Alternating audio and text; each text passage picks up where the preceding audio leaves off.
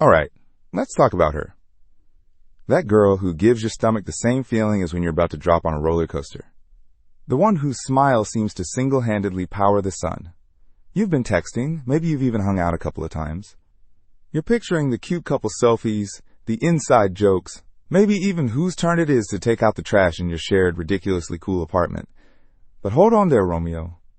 Before you start naming your future children, let's pump the brakes and have a little heart-to-heart. Because while you're busy planning your rom-com montage, she might be busy trying to figure out how to politely ask you for your Netflix password so she and her actual crush can binge-watch that new sci-fi show. Look, I get it. Nobody wants to be the guy who can't take a hint. It's like being the last person to get the joke in a crowded room. Awkward, a little embarrassing, and it makes you question your entire life's trajectory. But fear not, my friend, your big brother is here to slip you the secret decoder ring. We're about to go on a little mission, a truth-seeking quest, if you will. I'm going to give you 5, count 'em, 5 undeniable signs that she's just not into you. This isn't about being harsh. It's about saving you time, energy, and a whole lot of emotional real estate. So grab a seat, maybe a notepad, and let's dive into the sometimes murky but always revealing waters of unspoken signals. First up, let's talk about her schedule. You ask her to hang out, maybe grab a coffee or see that new movie everyone's talking about, and what do you get back? A detailed, almost suspiciously elaborate explanation of why she just can't. It's not a simple, no thanks. It's an epic saga. Oh, this week is just crazy. I have that big project for work, and then my cousin's hamster has a vet appointment that I promised I'd be there for moral support, and then I have to reorganize my entire bookshelf based on the Dewey Decimal System. But definitely soon. My friend, you have just encountered the first and most classic sign, the always busy alibi. It's a work of art, really. Vague yet specific. Apologetic yet firm. The key here is that soon is a mythical land, like Narnia, or a place where printers work perfectly every time. It never actually arrives.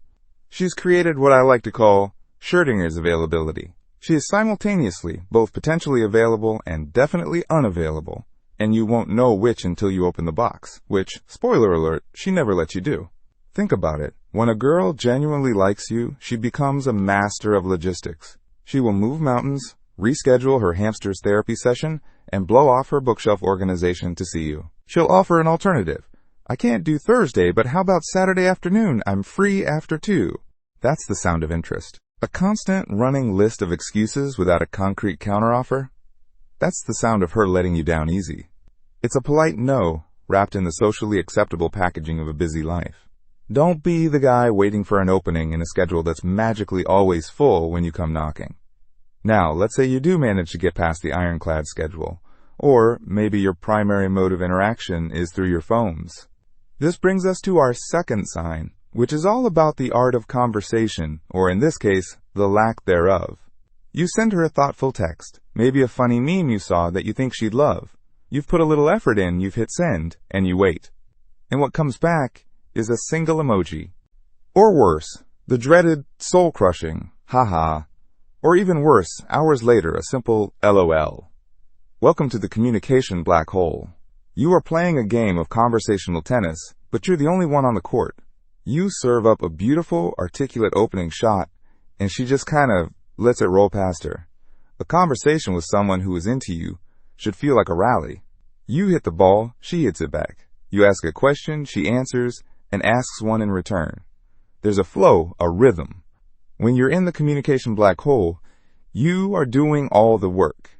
You're the one asking the questions, you're the one telling the stories, you're the one keeping the digital flame alive. She's giving you nothing to work with. Her replies are conversation enders, not conversation starters. It's like trying to build a fire with wet wood. You can spark all you want, but you're just going to end up tired and frustrated. People who are interested are engaged. They are curious about you.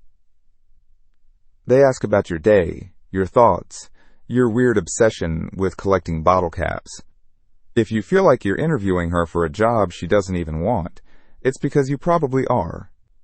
And the job is person I'm romantically interested in, and she's already decided not to take it. This leads us right into a very specific type of conversation, a trap that so many good guys fall into. You're texting back and forth, and suddenly she starts talking about another guy. Oh my God, you will not believe what David from accounting did today. It was so cute. Or maybe she's asking you for advice on what to text back to some dude she met last weekend. She calls you bro, dude, or bestie with alarming frequency. If this is happening, you've just run headfirst into the third sign, the friend zone force field.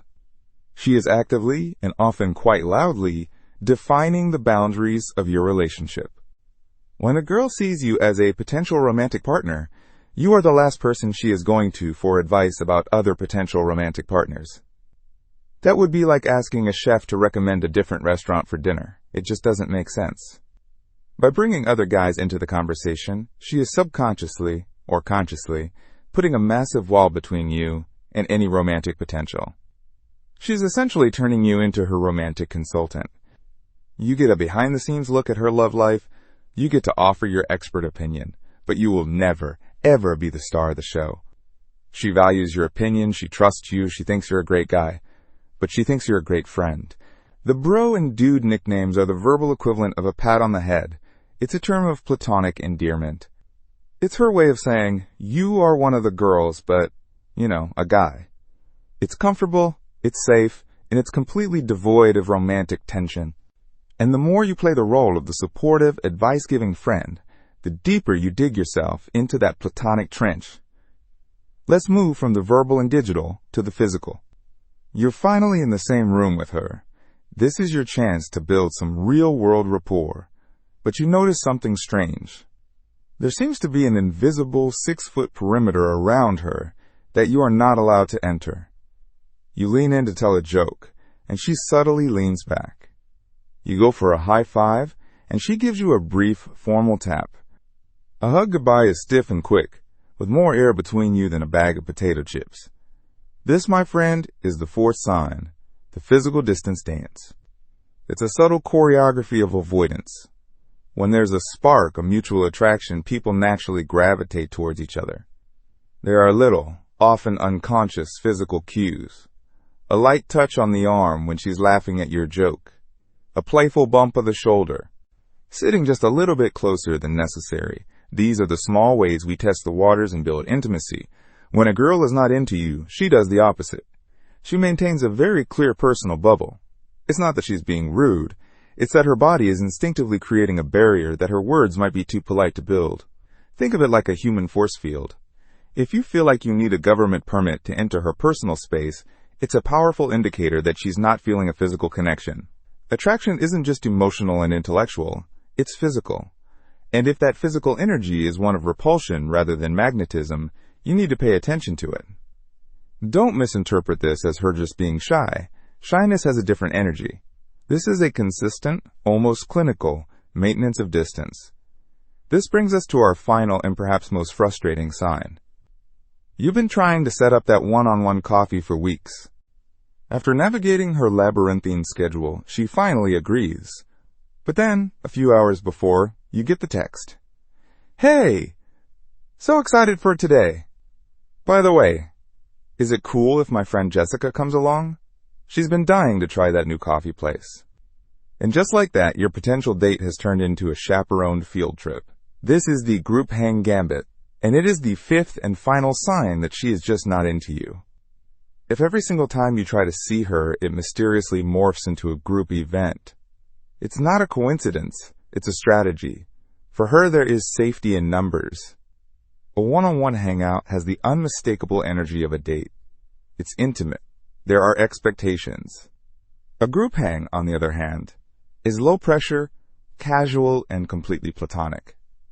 It allows her to see you without sending any romantic signals.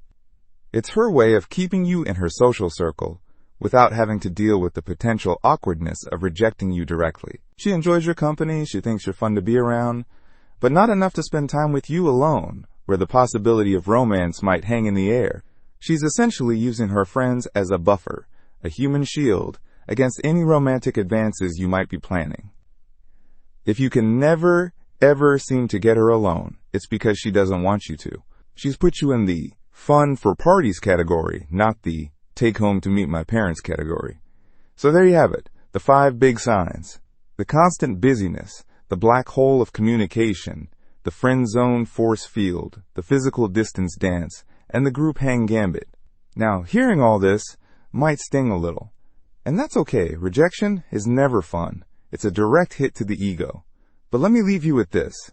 Finding out that she's not into you isn't a failure. It's a gift. It's the gift of clarity. It's the universe doing you a massive favor and saving you from wasting weeks, months, or even longer, chasing after someone who was never going to be yours. Think of all the energy you can now redirect. All the time you can now spend on yourself, on your hobbies, on your goals, and most importantly, on finding someone who doesn't make you second guess where you stand. Someone whose schedule magically opens up for you. Someone who texts you back with questions of their own. Someone who would never dream of asking you for advice on another guy. Someone who leans in, not away. Someone who wants to get to know you one-on-one. Don't be the guy who hangs around hoping she'll change her mind. Have the self-respect to see the signs for what they are. Accept it with grace and walk away. Your time is valuable. Your energy is precious. Invest it where it's wanted. Invest it where it's reciprocated. The right person for you won't make you decode their behavior. The right person will make you feel seen, wanted, and excited for the future.